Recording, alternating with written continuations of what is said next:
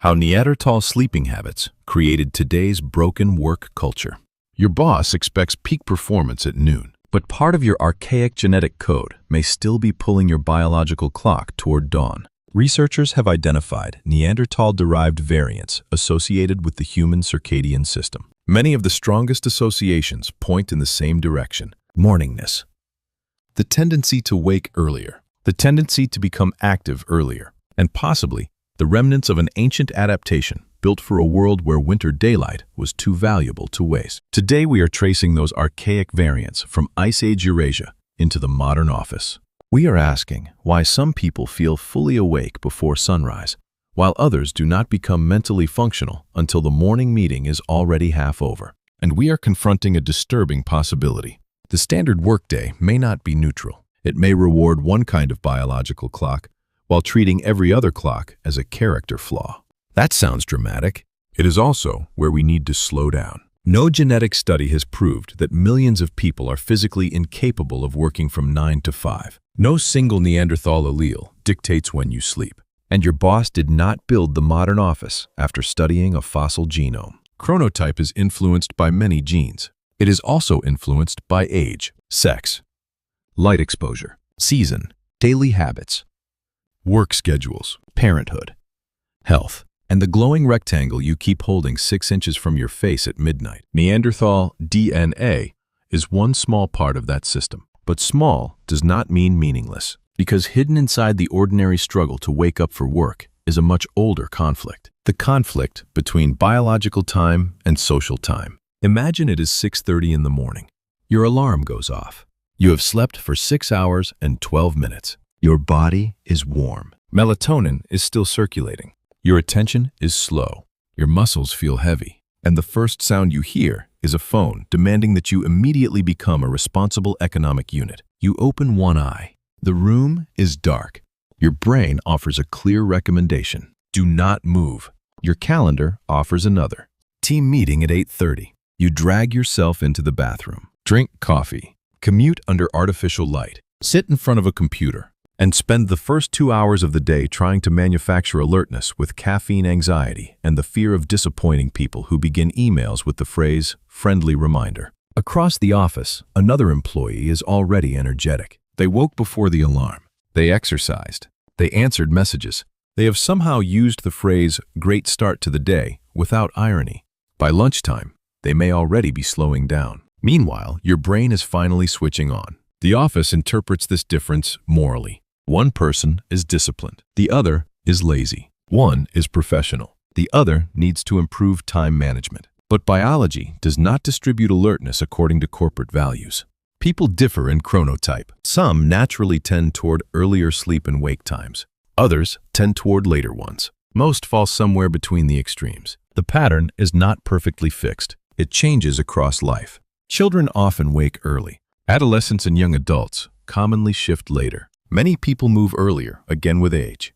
But the differences are real enough to affect when people sleep best, when they feel alert, and when demanding mental work feels easiest. Now we reach the ghost inside your alarm clock. When modern humans expanded out of Africa, they entered Eurasian environments already occupied by Neanderthals. The two populations met.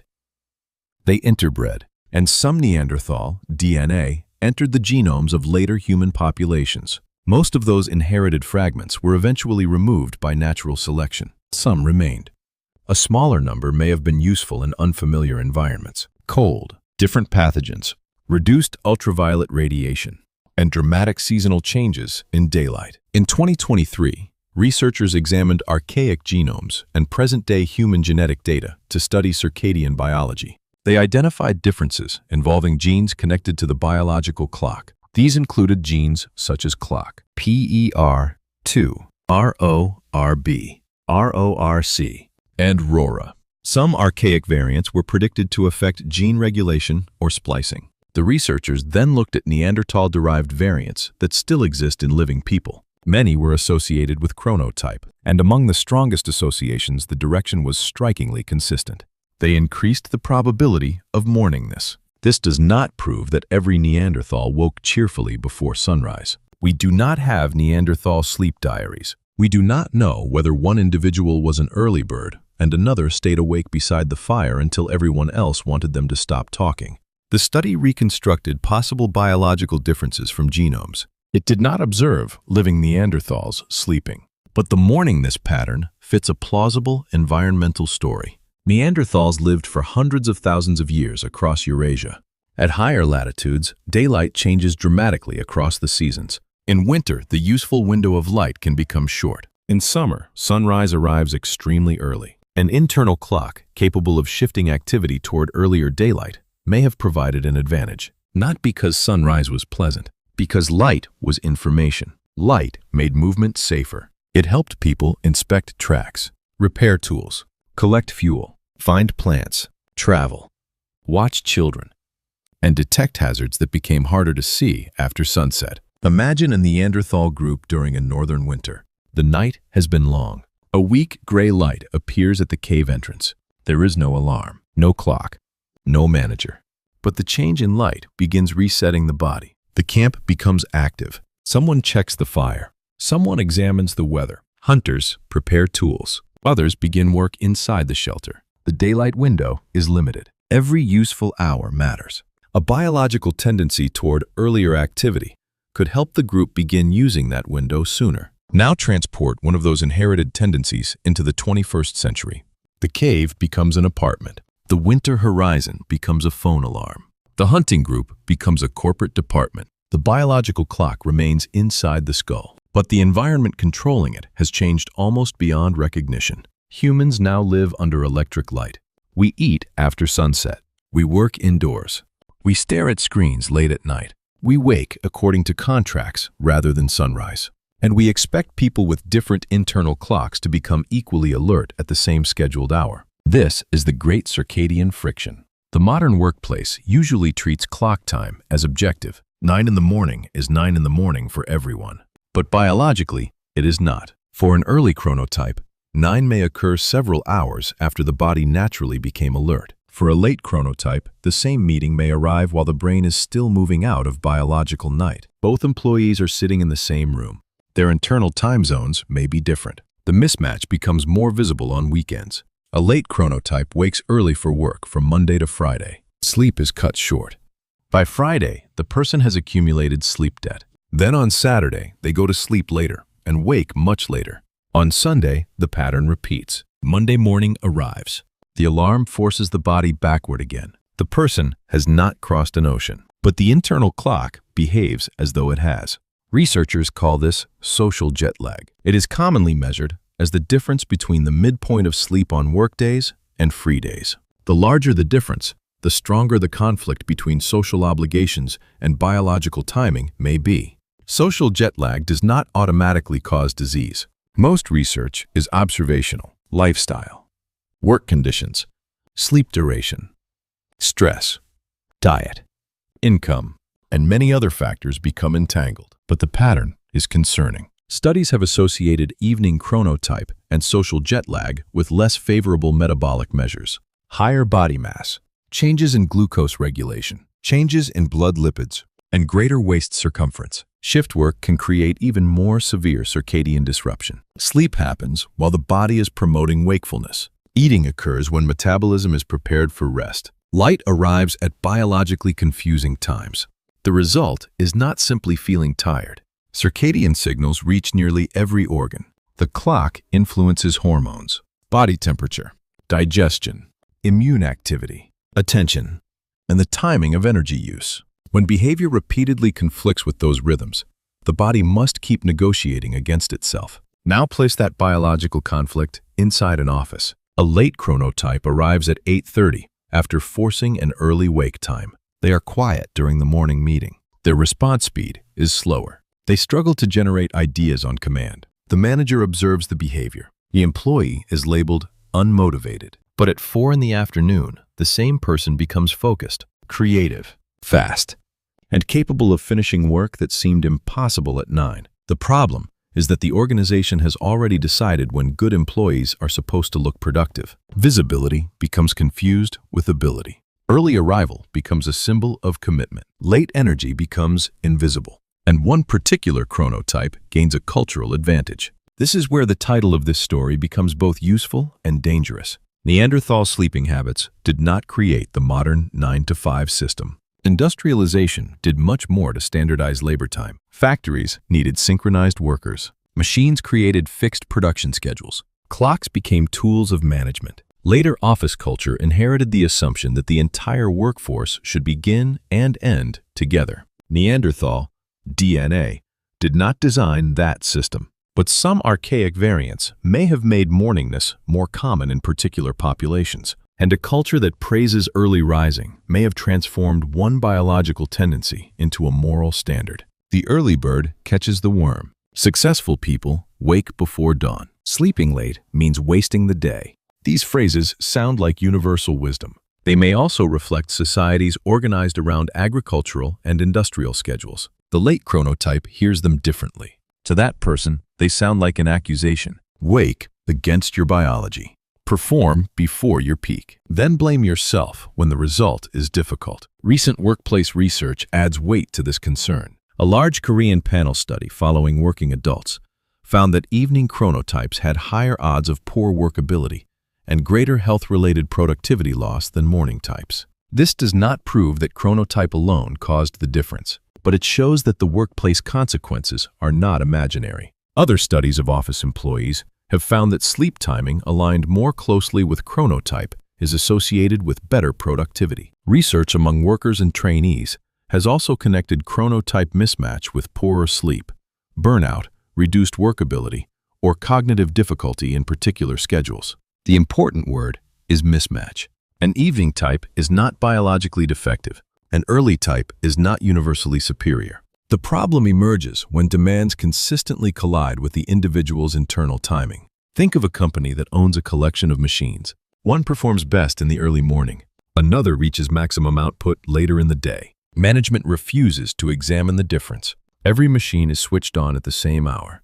The second machine performs badly. Management writes a motivational poster. The machine continues performing badly. This is roughly how many organizations approach human circadian diversity. The solution is not to sequence every employee's genome and assign a work shift based on one Neanderthal fragment. That would be scientifically premature. It would also create serious problems involving privacy, discrimination, consent, and the false impression that genetics determines destiny. You do not need a DNA test to begin respecting chronotype. Sleep timing, alertness patterns, and consistent performance already provide useful information. The goal should not be genetic surveillance. The goal should be schedule flexibility where the work allows it. This is where the digital workplace creates a strange evolutionary opportunity. For most of history, work had to occur in a shared place. Hunting required people to coordinate in real time. Agriculture followed daylight and season. Factories required workers beside machines. Traditional offices required people near documents, telephones, and one another.